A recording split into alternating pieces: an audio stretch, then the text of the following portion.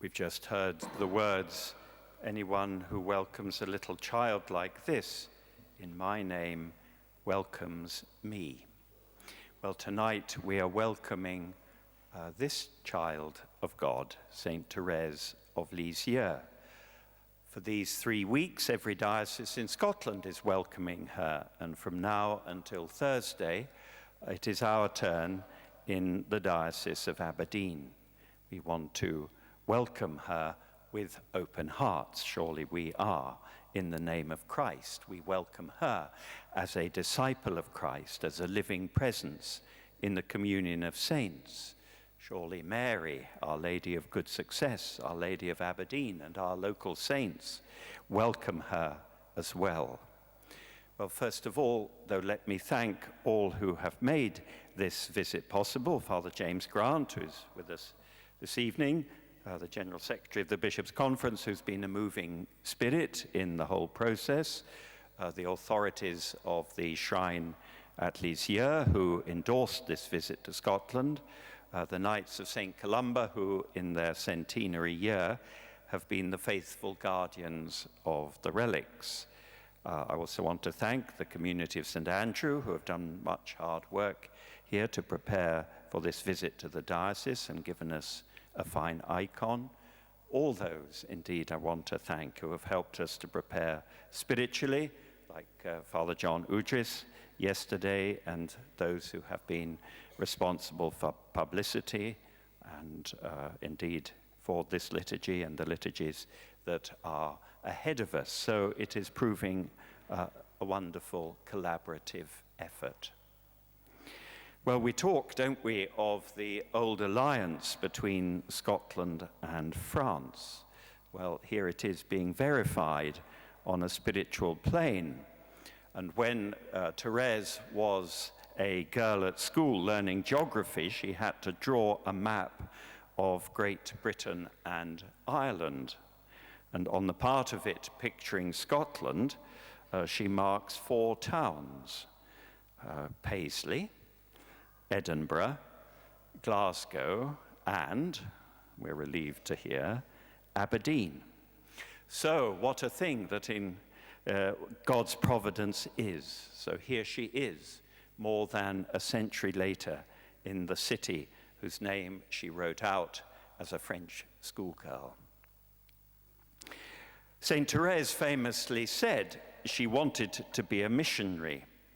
Enclosed in her Carmel in Lisieux, she wrote, "I have the vocation of the apostle. I would like to travel over the whole earth to preach your name and to plant your glorious cross on unbelieving soil. But, oh, my beloved Jesus, one mission alone would not be enough for me. I would want to preach the gospel on all the 5 continents simultaneously and even to the remotest islands. I would be a missionary not for a few years only, but from the beginning of creation until the consummation of history." Talk about a big vision. And it is all being fulfilled. Her writings translated into more than 60 languages, her autobiography never out of print for more than 100 years, celebrated every year in the liturgy throughout the world, canonized in 1925 and declared co-patron of the missions in 1927, declared a doctor of the Church by St. John Paul II in 1997. Her intercession, something that's a felt experience for so many people. And for 25 years now, her relics have been traveling the world. Surely she can echo the Magnificat of Mary. "He who is mighty has done great things for me, and holy is his name." Isn't it a huge paradox? She lived a short life, only 24 when she died, mostly spent in the family home and the local convent of a provincial town in Normandy. And yet, since she died, there has been this spiritual explosion.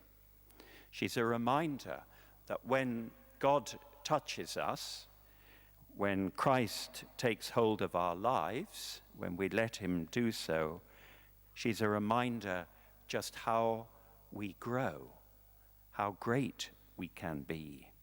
There's more to our life than this life. There are the great expanses of a heavenly life, and they're in front of each one of us. How often do we think of that? It can comfort us that when we hear of people dying young. I will spend my heaven doing good on earth, she famously said. Plus est en vous is the motto of Gordonston School. There is more in you. Well, we can say that of ourselves. Let's not belittle ourselves. Let's not belittle our humanity. In this life, we are only beginning. And what God's plans and desires are for each of us for eternity, we hardly know. But they will be great. There is more to us than we imagine. And what is it that makes us great? Well, Therese would answer, love.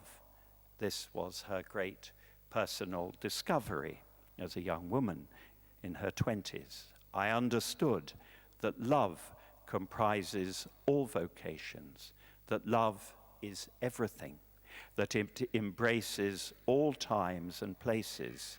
In a word, it is eternal. So I shall be everything, and my dream will be realized. What a spirit this young woman had. I will be everything. Not the only thing, but I will be everything. Anyone who welcomes a little child like this in my name welcomes me. 10 years ago, when the Relics were touring England and Wales, they were taken, among other places, to York Minster. This was an ecumenical gesture. And a friend of mine was there and said afterwards, there were crowds, of course, and it was difficult to see much. But I shall never forget the palpable sense of a presence when she actually arrived. It was just so powerful. Well, over these few days, she's with us. Let us give time. Let us allow this powerful presence to grow upon us. We're welcoming so much when we welcome Saint Therese. We're welcoming someone who reached the heart of the gospel, who got it, we might say, who got what really matters in our relationship with God. Someone who realized that her deepest identity, her truest self was as a child of God, who realized that the Lord wants love, not fear, simplicity, not complication. She was someone who had a genius for trusting, even when she was losing her life to tuberculosis at such a young age. She was someone who understood that love of Christ and of neighbor is such a power that it can change our lives from within, however insignificant they seem. That every day, with its little annoyances and lost opportunities, can still be a love affair with God. She brings the other world into this world.